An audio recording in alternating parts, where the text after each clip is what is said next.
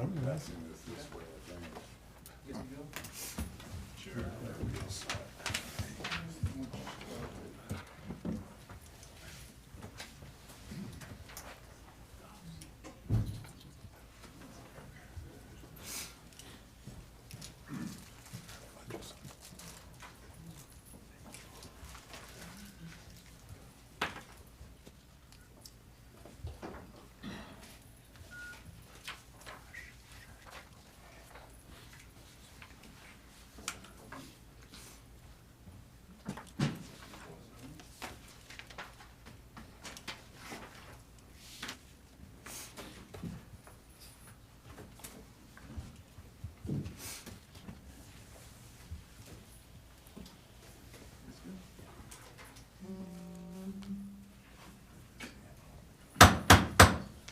Call to order this regular meeting of Monument Board of Trustees, December 16th, 2019. Please raise for the pledge of allegiance. I pledge allegiance To the flag of the United States of America and to the republic for which it stands, one nation, under God, indivisible, with liberty and justice for all. Ms. Hogan, will you take roll, please? Mayor Wilson? Here. Mayor Pro Tem Elliott? Here. Trustee Bornstein? Yes. Trustee Clark is noted absent. Trustee Koopman? Here. Trustee Romanello? Here. Trustee Stevens? Here.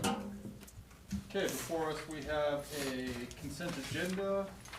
I have two modifications I would like to add. Under recognitions, letter B, a recognition from Triview, Mr. Jim Grady, and also a brief executive session under item number 9. Is there any other modifications? Do we have a motion to approve the agenda as amended? Motion to approve the agenda as amended. Second. A motion is second. Ms. Hogan? Trustee Bornstein? Yes. Mayor Wilson? Yes. Trustee Koopman? Yes. Mayor Pro Tem Elliott? Yes. Trustee Stevens? Yes. Trustee Romanello? Yes. That motion passes 6-0. Recognitions. Acting Chief Burke.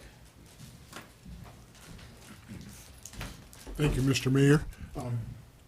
Okay, I was just going, I hope Carly Coates is here.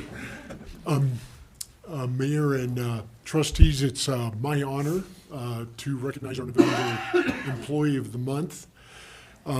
As you all know, I haven't been with this organization very long, but it was very apparent to me my first week here that we have an outstanding employee in Carly. Tremendous amount of initiative, accept responsibility, hardworking, conscientious, and I will say very deserving of this award. Just give you a little background. It's our fortune to have her because she was with the Glendale Police Department where she was the chief secretary. And she came here in May of 2018 as a records technician. But in the short period of time that she's been here, she's been records technician, court clerk, and property evidence technician. And now, effective in June of this year, she was promoted to records manager and supervises all three of those positions.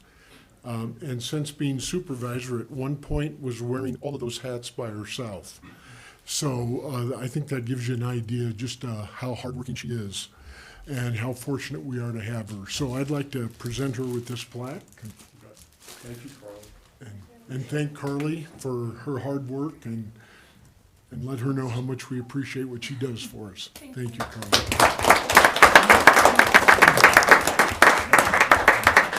So, yeah, you said a lot for her and stuff like that, but I really appreciate the fact that she stepped up, because she stepped up at a time to where we had nobody to step up and really helped me out, helped our entire department out, and so we really appreciate that. So thank you very much. You bet. Thank you.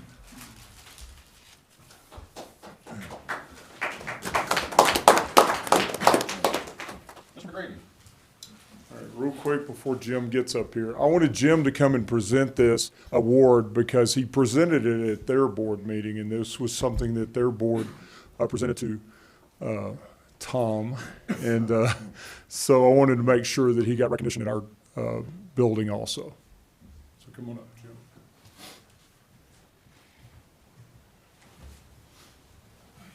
Jim. Good evening, Mr. Mayor, members of council. I just,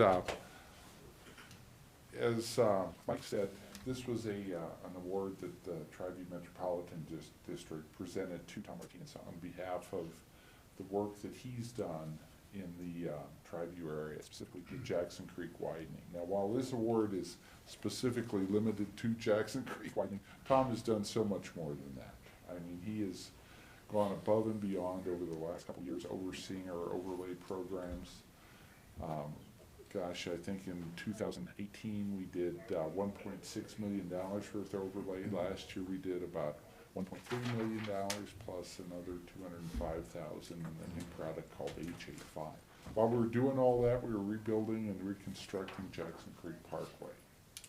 And Tom has spent untold hours over there, looking over that project, making sure it's a quality project.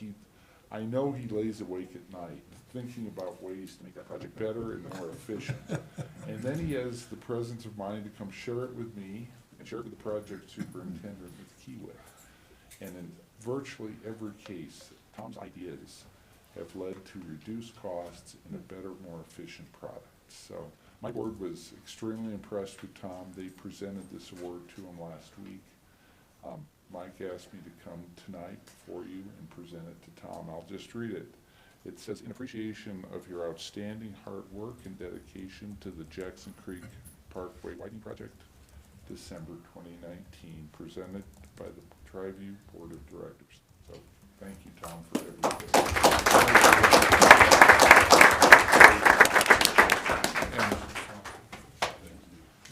And you're welcome.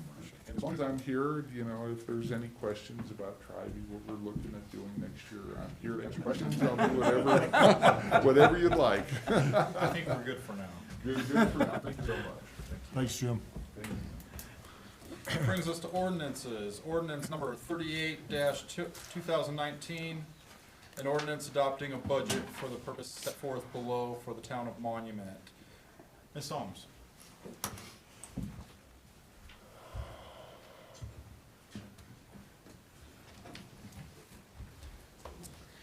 Good evening, Mayor, trustees. With tonight's public hearing, we're hoping to adopt the final budget for the calendar year 2020. I have worked to summarize each fund into a single slide that we'll walk through quickly this evening to give you an overview of the more detailed budget that you've got in your packets tonight. So without further ado, we're gonna work our way through the final budget document, starting with the capital projects fund and working our way to the end, and then we'll finish our discussion by talking about the general fund. Please feel free to ask questions along the way if you have any. So the capital projects fund, you'll find that on pages 12 and 13 in your budget printout that should be at each of your stations.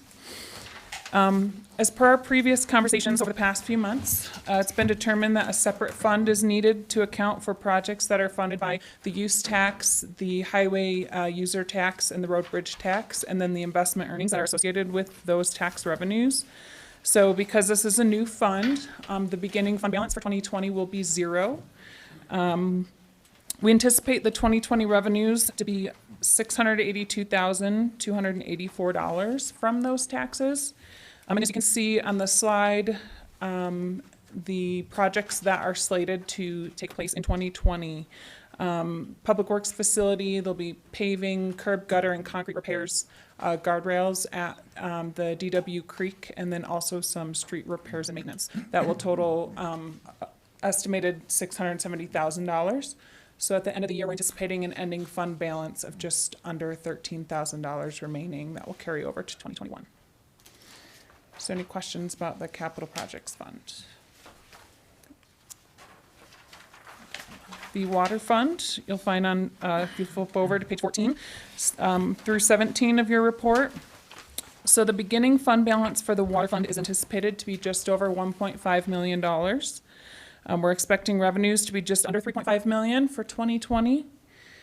As previously discussed, we've lowered contingency costs in the water fund and removed new capital equipment in order to account for the change in admin fees that we discussed last week. There's just over $1.7 million slated for capital projects for 2020 in the water fund.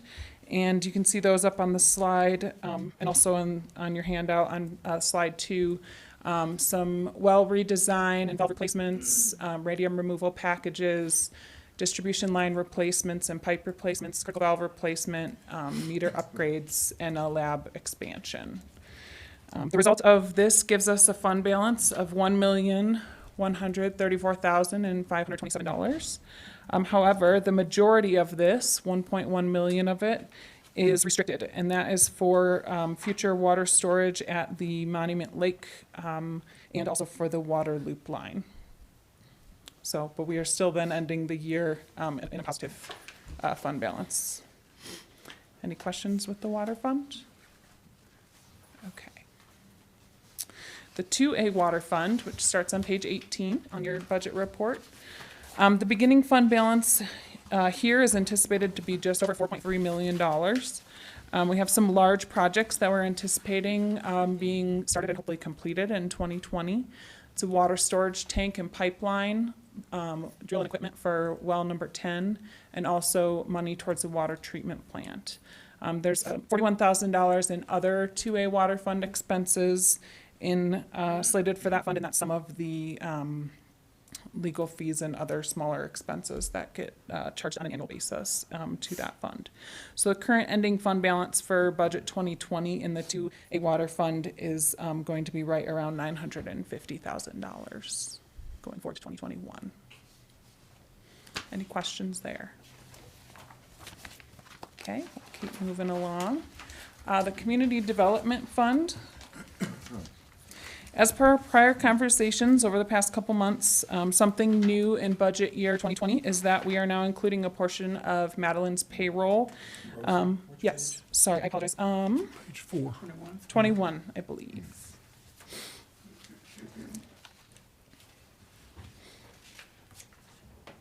Good. So as I was saying, a portion of Madeline's payroll is going to be included in the Community Development Fund this year for her work that she's doing related to community development. We've also transferred community grants over to the Community Development Fund that were previously being expensed out of the general fund. So this results in a general fund transfer of $134,000 that's needed in order to help cover expenses and keep this community development fund balance from being negative.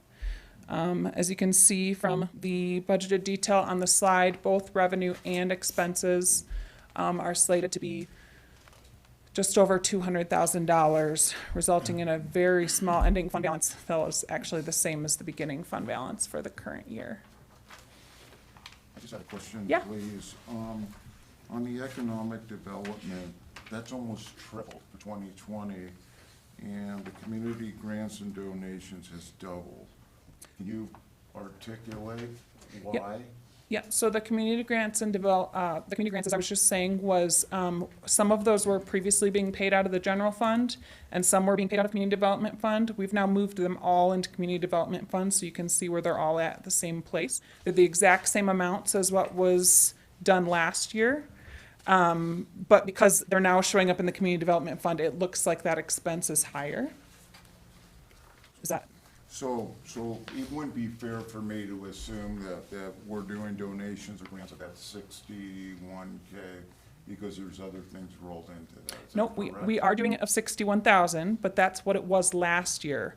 Only last year, some of it was being paid from the community development fund and some of it was being paid from the general fund. Okay.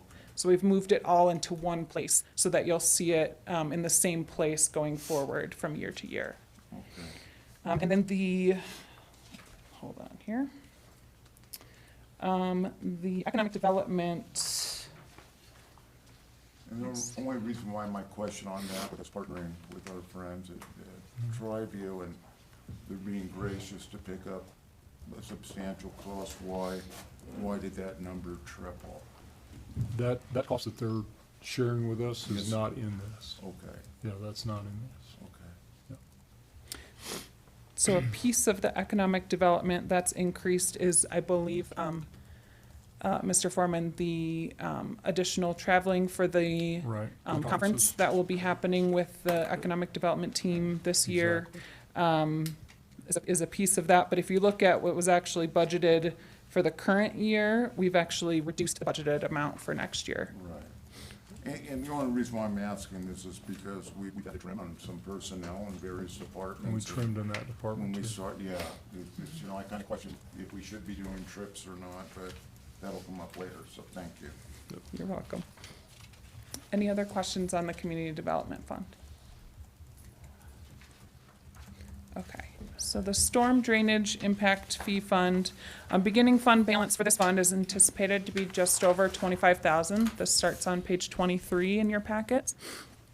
Revenue is budgeted to be just over $60,000. This revenue derives strictly from storm drainage impact fees and the investment earnings that are associated with those fees. We plan to use these available funds for stormwater drainage repairs throughout the year, and we're anticipating that amount to be approximately $80,000 for the year. That will leave us a small ending fund balance in the 2020 budget of $5,805. Any questions on the storm impact fee fund? Okay. Similarly, the traffic impact fee fund, which is on page 25 in your report, the beginning fund balance is anticipated to be just under $74,000. Revenue is budgeted at just under $60,000. This is revenue derived strictly from traffic impact fees, and these are charged by development services and then any investment earnings associated with those fees. We plan to use the available funds in this 2020 budget to address maintenance and inspections of the street system as it relates to traffic impact in the amount of $73,000. So this would give us an ending fund balance of $59,917 at the end of calendar year 2020. Any questions regarding traffic? Okay. The Conservation Trust Fund, which is on the last page in your report, page 26. The beginning fund balance for this is anticipated to be $24,503.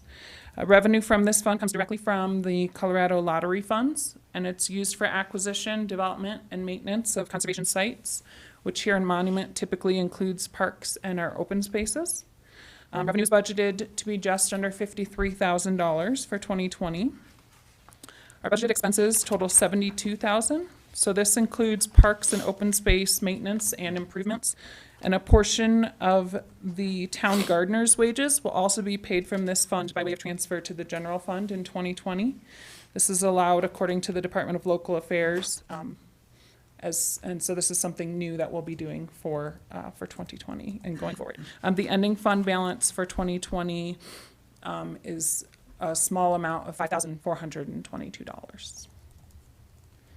Any questions on the Conservation Trust Fund? Okay. So then we move to the general fund. The general fund starts on page 3 in your packets with the general fund summary. The revenues and expenses will be behind that, and then the summaries by department, administration, public works, court, and planning. So the beginning fund balance for the general fund is anticipated to be just over $900,000. Revenue in the general fund comes from a variety of sources, with sales tax and property tax being the largest portion of that revenue. Budgeted revenues for 2020 are just under $6.5 million. This is lower than the previous year, but again, this is due to us moving the revenues from the use tax, the highway tax, and the road bridge tax out of the general fund and having that moved into the capital project fund this upcoming year. Budgeted expenses total just over $7 million. As we've previously discussed, the only new position that's been added to the 2020 budget is for the town attorney, which will be offset by the reduction in costs from contract services. There's also no equipment purchases currently included in the 2020 budget for the general fund. The ending fund balance is projected to be $294,586. Per Tabor's 3% reserve requirement, Just over 200,000 of this is restricted for emergency use only. That leaves an unreserved fund balance of $90,929. This amount is higher than the unreserved fund balance at last week's budget workshop for a couple of reasons. One, it's anticipated that the vacant evidence tech position will not be hired immediately, resulting in some wage and benefit savings. So I've incorporated that into the 2020 budget. I also discovered last week when working on property taxes for Triview that the amounts that were included in the 2019 and the 2020 budget were overstated. So I've updated those amounts to the correct dollars that we actually paid them for 2019, or will be paying them this week for 2019, and for the new amount for 2020. So that also resulted in a slightly higher fund balance to get us to the $90,000 at the end of 2020. Excuse me. This $90,929 total is just 1.3% of expenses. The Government Finance Officers Association, GFOA, recommends a minimum of 15% of annual expenses to be held in reserve. So we'll be working in the next couple of years to start building up this fund balance as we're able to do so. That is the end of what I have. Do you have any questions regarding general fund or anything else you've thought of related to the other funds? Questions from the board? Just a couple clarifications. Yep.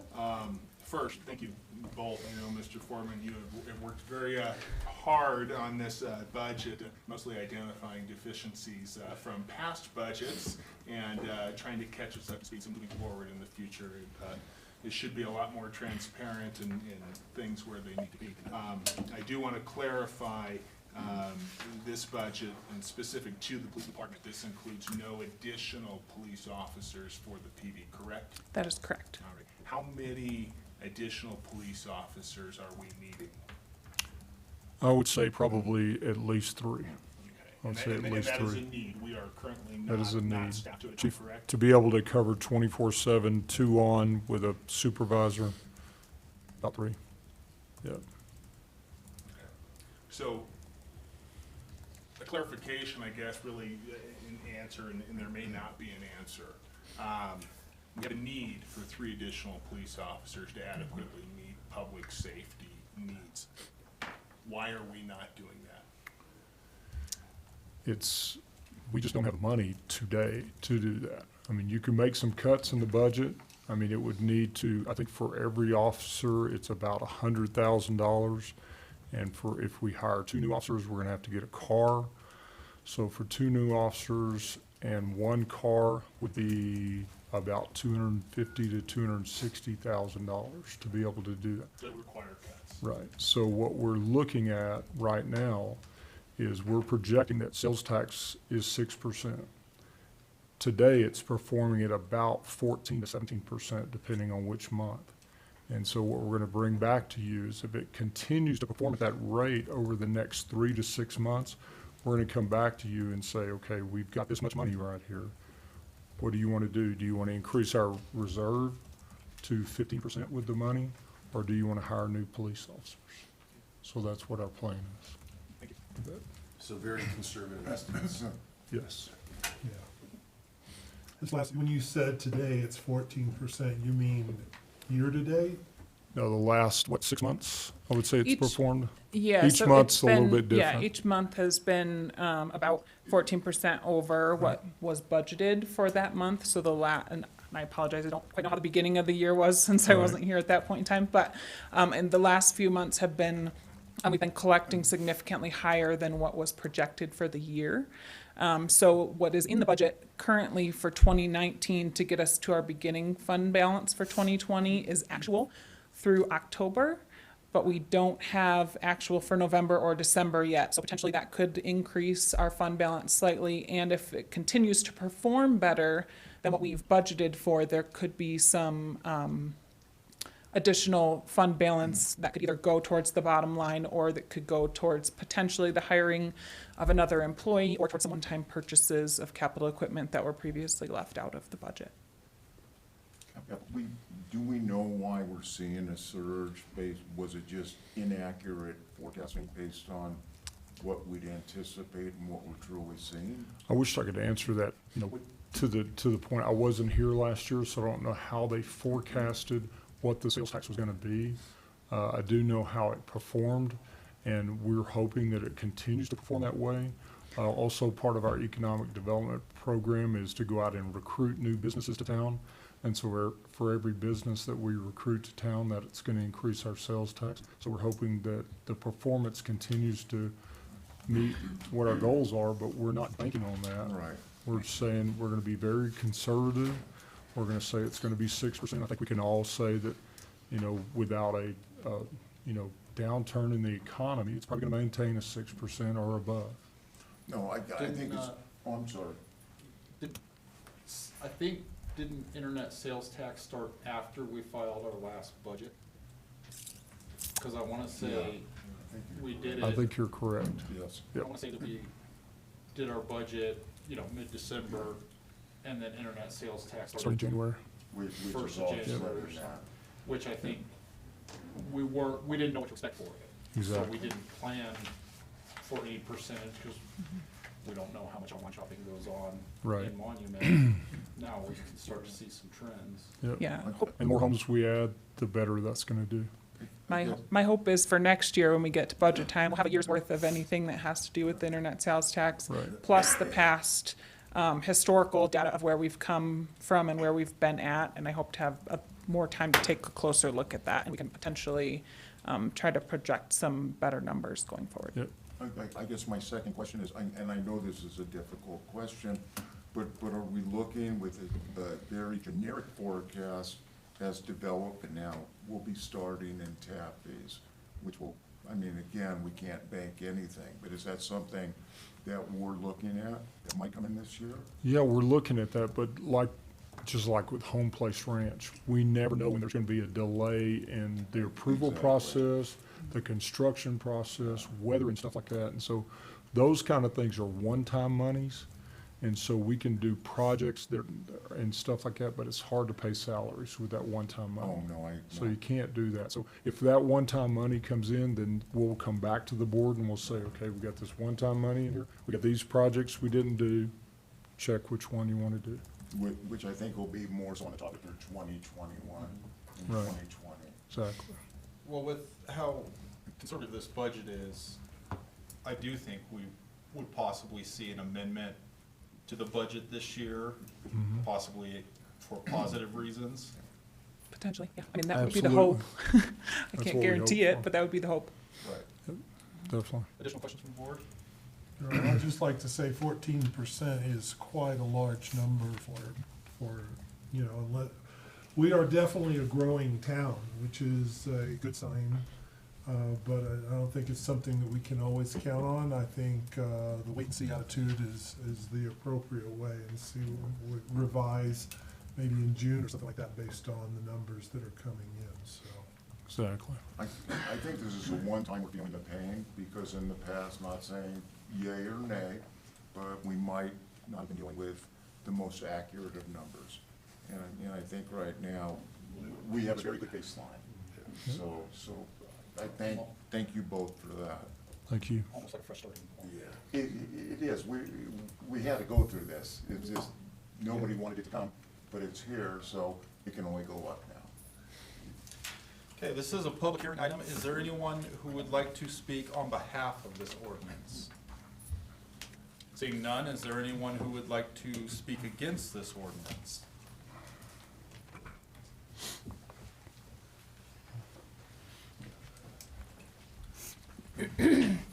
And how this budget typically is available to the public prior to publication and approval. That was not the case this year. There were public hearings, but materials were not made available to the public. The other thing that I've seen that is different is there's no comparison. I haven't seen anybody ask questions. Why are we starting out with close to $1 million from last year? What business did not get conducted? And why is that number so very high? I don't see any analysis. We've added a lot of staff this year. I really don't see the justification. Yet we're allowing the police department to go without adequate support again.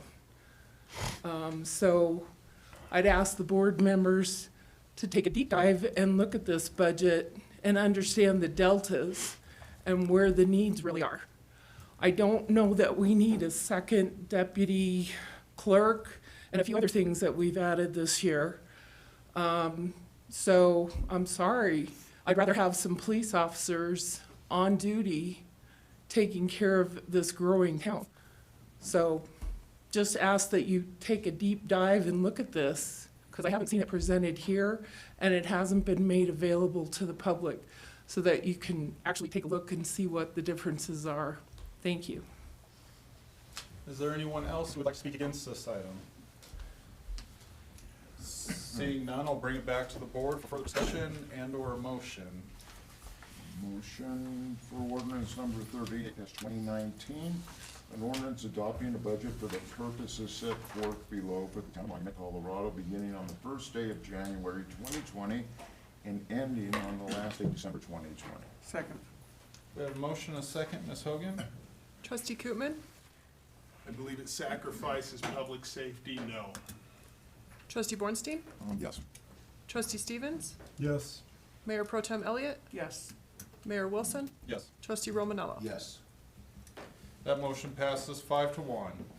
Ordinance number 39-2019, an ordinance appropriating sums of money to various funds in the amounts set forth below for the town of Monument. Ms. Holmes?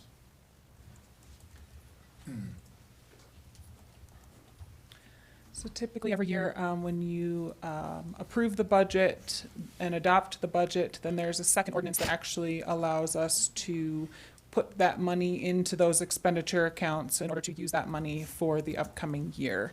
So this is just the second piece of the adoption process for the budget. Okay. Questions from the board? Seeing none, this is a public hearing item, so would anybody like to speak for this item? Seeing none, would anybody like to speak against this item? I'll close the public hearing and bring it back to the board for a further discussion or a motion. I move to approve ordinance number 39-2019, an ordinance appropriating sums of money to the various funds in the amount set forth below the town of Monument, Colorado, beginning on the first day of January 2020 and ending the last day of December 2020. Second. A motion and a second. Ms. Hogan? Trustee Stevens? Yes. Trustee Kootman? No, I'm sorry, did you say no? no. Okay, thank you. Trustee Bornstein? Yes. Trustee Romanello? Yes. Mayor Pro Tem Elliott? Yes. Mayor Wilson? Yes. That motion passes 5-1. Ordinance number 40-2019, an ordinance establishing a hearing process to address alleged municipal finance campaign complaints and violations. Ms. Hogan? Senate Bill 19232 amended the state's Fair Campaign Practices Act by codifying rules from the Secretary of State's office relating to specific campaign finance provisions. The act provides that any complaint arising out of a municipal campaign finance matter must be filed with the clerk of the municipality. Therefore, I present ordinance number 40/2019 for your consideration. It has been drafted to comply with the requirements established by Senate Bill 19232, and the intent of it is to clarify the duties of the town clerk in response to complaint filings. Questions from the board? This, I think, is very frustrating, not on town staff, but that it's just another unfunded mandate by the state. Where is the money coming from to support the third-party investigator? Do we even know yet? Don't. Okay. Also, Mr. Foreman, do you feel that this is appropriate with Ms. Hogan handling this when the complaints could be about a board member that she reports to? I do not think it's appropriate at all, because I think it puts her in a position to where she could somebody doesn't file a campaign deal, all of a sudden she's got to tell you, you owe, I don't know what the fine is, $50 a day. And then all of a sudden, the next month, you're doing a review. It's not very fair. Mr. Rivera, do you have any ideas or? Actually, section 1.2, chapter 1.2, section 1.12050, paren E, establishes essentially a two-part process whereby Ms. Hogan is involved in receiving the complaint and establishing what is referred to as a cure period, basically asking the persons to either acknowledge and remedy the complaint, or if they so choose, they may fight it in so to speak in court, and then that establishes a hearing officer process. So it's a clerical, for lack of a better phrase, a clerical phase followed by a quasi-judicial phase. And quasi-judicial phase it does have a set forth a hearing officer consistent with other components of the town code. There was not an allocation, as you mentioned, for the hearing officer, but this does, the hearing officer and the setting for the hearing officer does protect the town and Ms. Hogan from claims of bias. So it would basically be Well, I understand that. I'm talking about people's personal frustration with it. Yeah, she still is starting the process. Oh, yeah. That's my whole issue, Yes. is she begins the process. Yes. And so a board member could look at this and say, well, this all began because she brought it up. And so for me, that's an unfair process for her to be involved in when she has to be reviewed by you also. So a question that I have, please, is specific to finance complaints, et cetera. Is this a frequent occurrence that we've encountered, or is this once in a blue moon, or Well, in the past? I don't have tons of experience as the clerk, as I've only been here for a couple of years, but with the last couple of elections, there have been times when citizens have approached me with what they feel is a Fair Campaign Practices Act violation, and my recourse was to direct them back to the Secretary of State's office. Okay. But at that point, they would usually meet some resistance with the Secretary of State's office because they like to push anything back that has anything to do with municipal elections straight back to the clerk. But I had no tools to solve the problem at that previously. So I think without the passage of this ordinance, although, you know, I'm uncomfortable with the position it puts me in, but without the tools in place in our code, I still have the responsibility because that Senate bill passed. So I feel it necessary that we codify something or give me a set of tools to deal with the complaints, because the law says that I'll have to. So basically, your experience and your time in this position is these complaints are few and far between, and they're somewhat minute. Well, I mean, I wouldn't wanna say make that an either. assumption. I I don't wanna probably make- got a handful Okay. for each, both the special election and the April 2018 election. Just to clarify. I don't know, oh, I'm sorry. Go ahead. No. I was gonna say, I don't know whether they were valid complaints that would go to a hearing process, because I didn't have the authority to investigate them. So I don't know, you know, I can't give you data, or numbers. So to clarify and summarize, the Senate bill now places the authority and the duty really on you.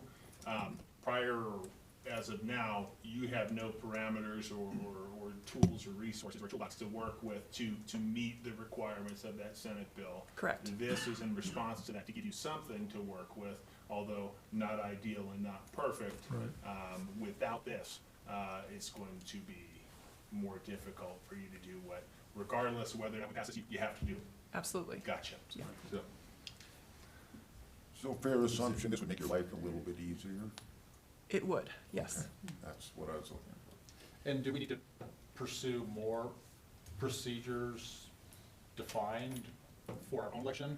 Because I have a feeling this is gonna continue to happen, that the state will continue to back off municipal elections. Just reading through it, our packets and some of the other information on the state site, a lot of this is being sent down to the municipal clerk to handle, and I think we're gonna see more legislative action like this. Definitely agree. And that's one thing we'll be working on next year. is to make sure that we protect the town as much as possible when it comes to elections, and she's able to have as many tools in the toolbox as possible. Do we have to be home rule to completely run our own election? I'll let you answer that one. I'm gonna let Jill answer that one. That's a sticky wicket there. I think the ultimate question, what I'm hearing is, if you were home rule, would you be relieved of this duty? No. No? Would we be able to set our own procedures in place beyond this? Or would we still be on the line between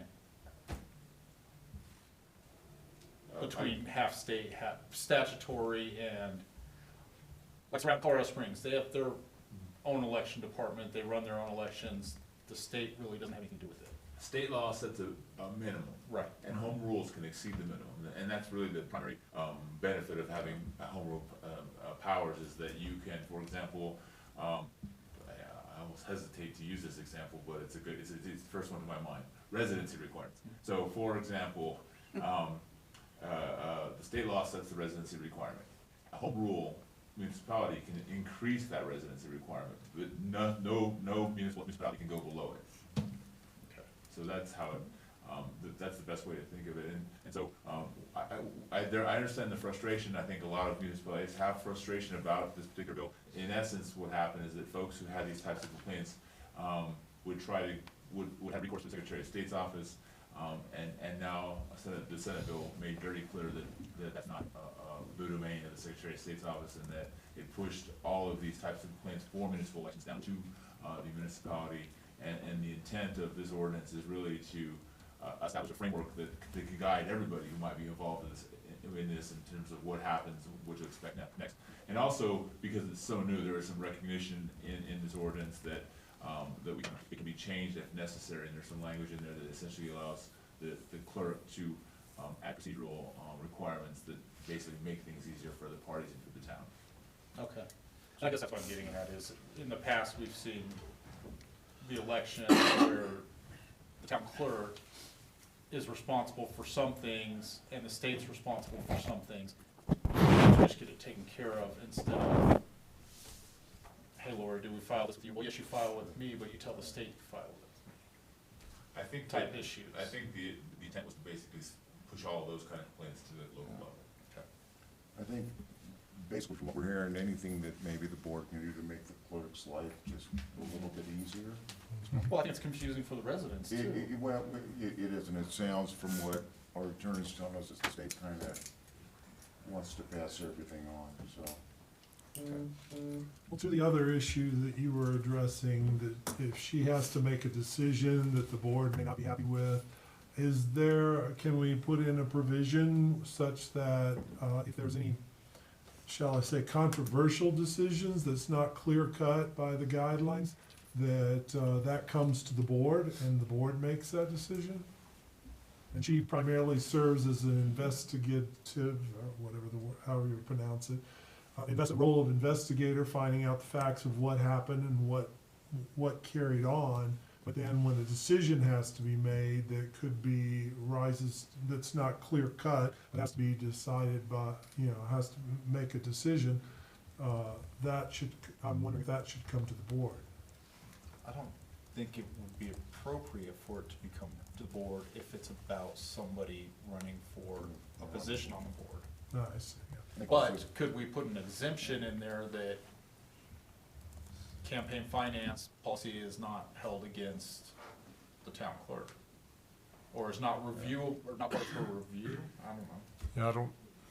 Yeah, the problem with that is there's always gonna be that, I don't care what your excuse you use, that could be the bottom issue that you're gonna use to be able to do that, and so I don't think you can enforce that. But I think what you were talking about earlier kind of covers Mr. Stevens' issue. So I think I'll answer the question in two parts. First off, I think that a feature of our government, both the state, local, and national level, is checks and balances, so that we're always gonna be in this situation where kind of one arm is ruling, is checking the other arm to make sure that it's in compliance, and that's just how we choose to operate our government. So I think instead of kind of worrying about that, that should be embraced, frankly. And then secondly, how it's presently set up is that, basically, you're notified of this complaint. And then if you are the party who is subject to the complaint, you can essentially remedy it. You have a cure period, and then it should go away. Or it can, if it doesn't go away for a variety of reasons, then it goes to the hearing officer automatically, who then essentially conducts, for lack of a better phrase, a mini trial.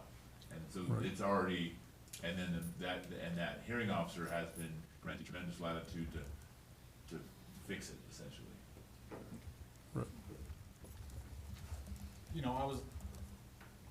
I agree with the checks and balances. What I was referring to was the, go ask your mom, well, mom told me to ask dad, with the state, and that's kind of how it's been for, I believe, for Laura to get things done. No, I misheard you, and what I was hearing was that there was some concern about putting Ms. Clark in a position of having to make an adverse ruling against the board. That's another. Yeah, Ms. Hogan. Ms. Hogan, I'm sorry, Ms. Hogan. Oh, no. Yeah, misspoke. But yeah, but that's the job in some instances. Okay. Yeah, I'm fine with the resolution. I think resolution's good. This is a public hearing item. Would anybody from the public like to speak for or against this item? Seeing none, I'll bring it back to the board for further discussion or a motion. Motion, ordinance number 40-2019, an ordinance establishing a hearing process to address alleged municipal campaign finance complaints and/or violations. Second. We have a motion and a second. Ms. Hogan? Trustee Romanella? Yes. Trustee Bornstein? Yes. Trustee Stevens? Yes. Mayor Pro Tem Elliott? Yes. Mayor Wilson? Yes. Trustee Koopman? Yes.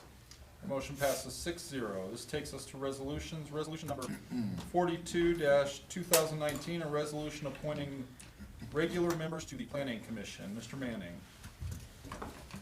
Good evening, Mr. Mayor, Board of Trustees. It's that time, and we have a variety of circumstances with the existing commission. Those are listed in the memo, which talks about some that don't want to continue, others that are termed out. We also have some that are appointed as alternates, even a BOA member that would like to be a regular member as well. In addition to that, we have 3 individuals, one whose application came in today that would like to be appointed. If all that happens, we'll have a full commission, including 2 alternates. Now, I know Mr. Bloom is here. I'm not sure about Mr. Light or, let's see, it's Mr. Thomas? Okay, so 2 of those people are here in case you want to talk with them. But it's essentially appointing, as my memo says, or approving the resolution will give us a full commission of 7 regular members and 2 alternates. Questions from the board? Just a comment, I think it's excellent that we have citizens stepping up to the plate. Thank you very much. In the past, we have waited weeks and months to get applications in. Yes, it's, we've had some activity, people been helping, getting the word out, and we're lucky to get these 3 that will fill the commission. Okay. Do we have a motion? I'd like to make a motion to approve resolution number 42-2019, a resolution appointing regular members to the Planning Commission. Second. We have a motion and a second. Ms. Hogan? Trustee Bornstein? Yes. Trustee Koopman? Yes. Trustee Romanello? Yes. Trustee Stevens? Yes. Mayor Wilson? Yes. Mayor Pro Tem Elliott? Yes. Motion passes 6-0. Resolution number 43-2019, a resolution authorizing the mayor to sign the quitclaim deed giving the town ownership of Track A carriages at Sanctuary Point, Filing 1. Mr. Manning. Yes. This is not an unusual situation where on a plat, which is the case with this one, a parcel is dedicated to the town, to be owned by the town. In this case, it's also going to be maintained by Triview. It's a tract which has a trail and some open space on it in Sanctuary Point. This is the first phase of Sanctuary Point, Baptist Road at the bottom, and that blue area is this particular segment, which we will ultimately get the entire top strip that has the trail and open space given to us by deed. This is, north is to the left, but this is a little more of a close-up of that tract. It's about 50 feet wide. And this is the language on the plat that talks about it to be owned by the town. Any questions? Why you said eventually that whole strip, why just the segment for now? As they go along and finish the project, that's going to all the public improvements, including the trail in this area, that's when they do the dedication. So eventually, as they finish up and go west further, the rest of those segments, we already have some of the segments that have been deeded to us. Additional questions from the board? Seeing none, I'll look for a motion. Motion for resolution number 43, 2019, resolution authorizing the mayor to sign a quitclaim deed, giving the town ownership of Track A carriages at Sanctuary Point, filing number 1. Second. We have a motion and a second, Ms. Hogan? Mayor Pro Tem Elliott? Yes. Trustee Romanello? Yes. Mayor Wilson? Yes. Trustee Stevens? Yes. Trustee Koopman? Yes. Trustee Bornstein? Yes. Motion passes 6-0. Resolution number 44-2019, a resolution entering into an animal service contract with the Humane Society of Pikes Peak Region. Mr. Foreman. Mayor and Board, this is a resolution entering into a contract with the Humane Society of Pikes Peak. It's a continuation of a contract that we currently have. It's for the fiscal year 2020. This contract is the annual renewal of the Humane Society contract for animal control services such as patrolling, picking up stray animals, and impounding them. The contractor is also in charge of licensing of these pets. The cost of the year's contract is $16,762. I respectfully ask the board to approve Resolution 44-2019, a resolution entering into a contract with the Humane Society of Pikes Peak Region for pet and animal control licensing services for the fiscal year 2020 in the amount of $16,762. I understand we have this every year. Yes, sir. Is there any difference in costs? I don't think it's I think this is the exact same contract we signed last year. Yep. Questions from the board? I just had one question, and it really doesn't play factor. They do a great job, but do they ever supply with us any stats on what activity is going on and how often? And We could definitely just ask for kind of- those. Do you need those? I think it's just an interesting to know. Definitely I mean, ask for We've those. seen more activity east, west, and what type of calls. I'll get them to get us the 2019 stats. Any additional questions? For a motion? Motion for resolution number 44-2019, resolution entering into an animal services contract with the Humane Society of the Pikes Peak Region. Second. We have a motion and a second, Ms. Hogan. Trustee Koopman? Yes. Trustee Bornstein? Yes. Mayor Wilson? Yes. Trustee Stevens? Yes. Mayor Pro Tem Elliott? Yes. Trustee Romanello? Yes. Motion passes 6-0. Resolution number 45-2019, a resolution to authorize the final certificate of property tax mill levy to El Paso County. Ms. Holmes.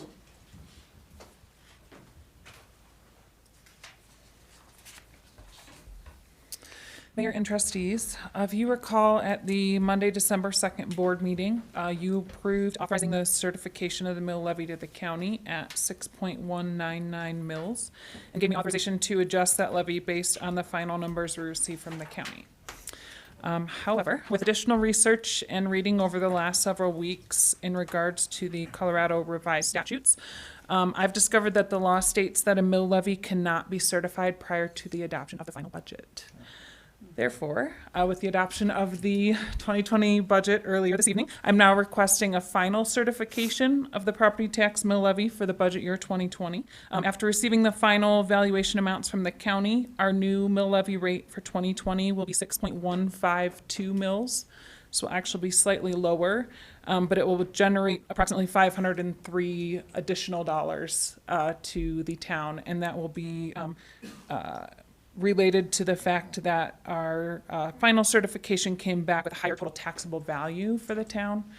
So it will result in slightly more income, but a slightly lower mill levy.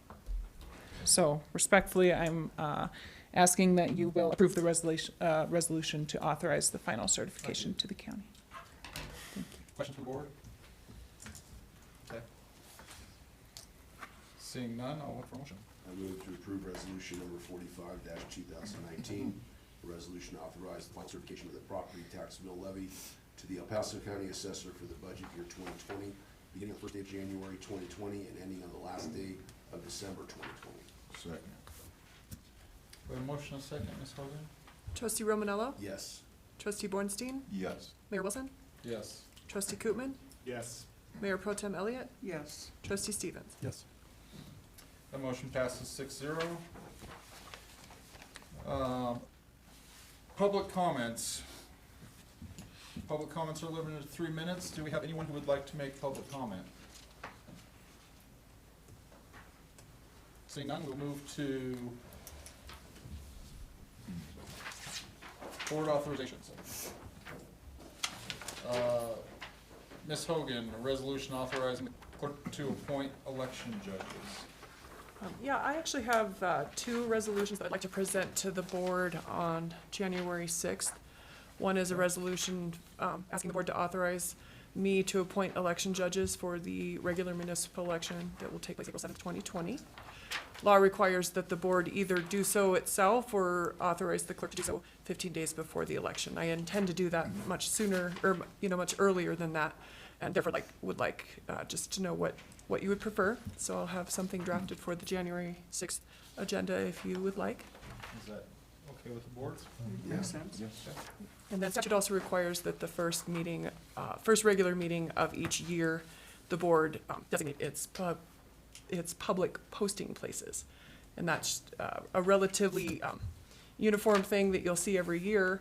However, this year, the only difference is there was a House bill that was passed that said that you can use just your website as your public posting place. And in that language, it's actually, the General Assembly is suggesting and wanting everybody to move towards utilizing that feature. So you'll see just a little bit of different language in that resolution on January 6th, if you authorize me to bring it forward. It's good with the board? Yes. Yes. Okay. Any other board authorization items? Okay, we'll move on to town manager report. Does anybody have any questions for Mr. Foreman, or do you have anything you'd like to elaborate? I think I've covered most of it, and thank you to staff for getting this report put together and providing you the information. Entertain any questions that you have on it. Question from the board? Okay. Thank you, Mr. Foreman. Thank you. Board trustee comments. I just want to take a minute and give kudos or thanks for the, it was great to see Jim McGrady here again. Definitely. The number of times I've seen him here recently versus members from Tri-View Right. over the past few months or this year has been phenomenal. I remember back, I think it was prior to me being elected, meeting with Trustee Kaiser at the time, talking about the dynamic between East and West Side Monument and really, the existence of this perceived divide between East and West Side Monument. And it's a very real thing. And it wasn't till coming on this board to see that it's a very real thing, and the increased partnership and communication and working together with Tri-View that we've seen lately, I think is phenomenal. I think it's critical to the success of Monument as a whole that we see that continue. And I just wanted to acknowledge seeing that improvement over the past year specifically. Thank you. Appreciate that. It's both sides. I mean, Jim is a great partner to say, and he is an amazing person to sit down and discuss things with. So, and we just talked today about how we're going to continue that into the future. Great. Any other board comments? I just wanted to make a comment. I want to thank our town manager and all the directors. I know this budget was painful, and I think everybody's feeling it. But it's kind of exciting too, because I think we're now at ground zero. And it would go up, but there's nothing more frustrating than counting on dollars that aren't there. Right. So I think it's been distributed.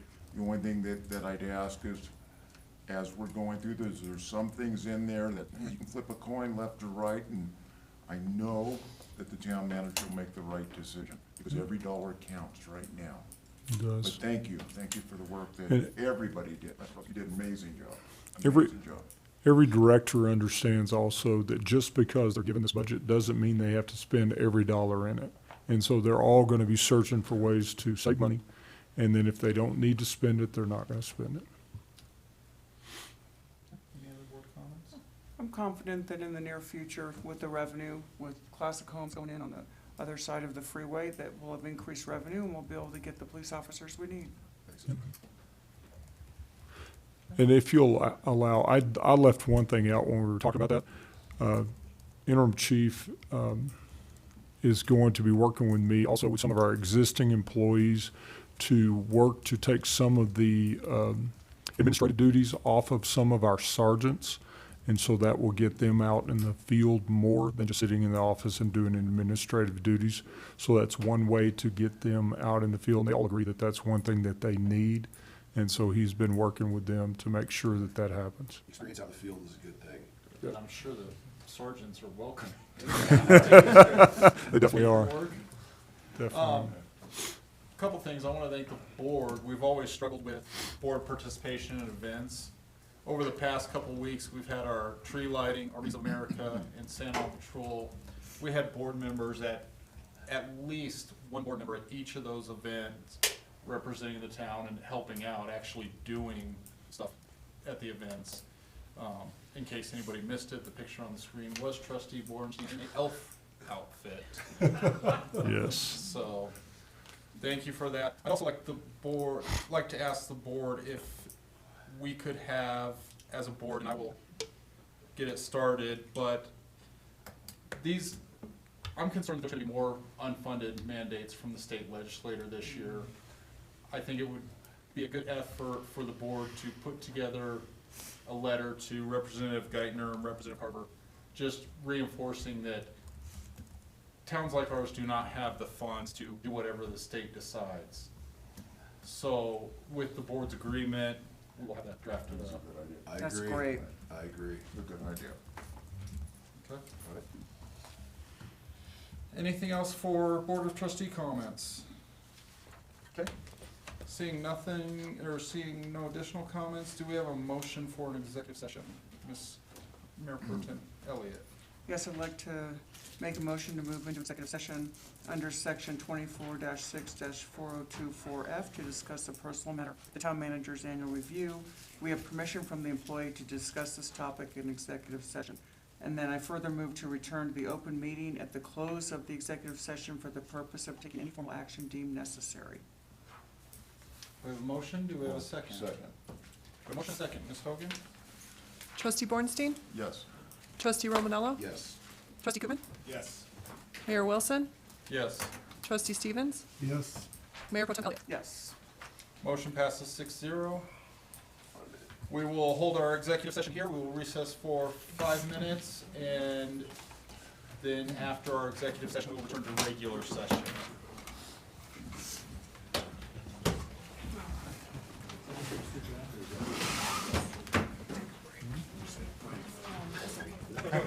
Shouldn't have said 5 minutes on the. No, I think.